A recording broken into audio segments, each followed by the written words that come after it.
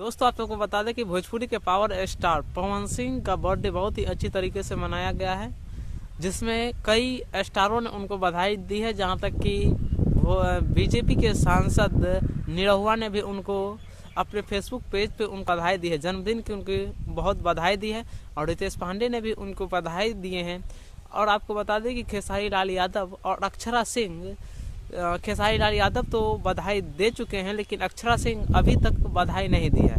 अक्षरा सिंह का पूरा वीडियो बहुत तेजी से वायरल हो रहा है, जिसमें 2-3 साल पहले अक्षरा सिंह थे कि हैप्पी पवन सिंह, आपका जन्मदिन बहुत शुभ हो, आप बहुत ही दिन तक जिए। और यही वीडियो बहुत तेजी से वायरल हो रहा है। और इस वीडियो की सच्चाई ये है कि ये वीडियो 2-3 साल पुराना वीडियो है, जबकि अक्षरा सिंह ने ऐसा कोई बयान दिया ही नहीं है। आप सबको बता दें कि खेसारी लाल यादव ने पवन सिंह को अपने फेसबुक पेज के माध्यम से उनको जन्मदिन की बधाई दिए हैं।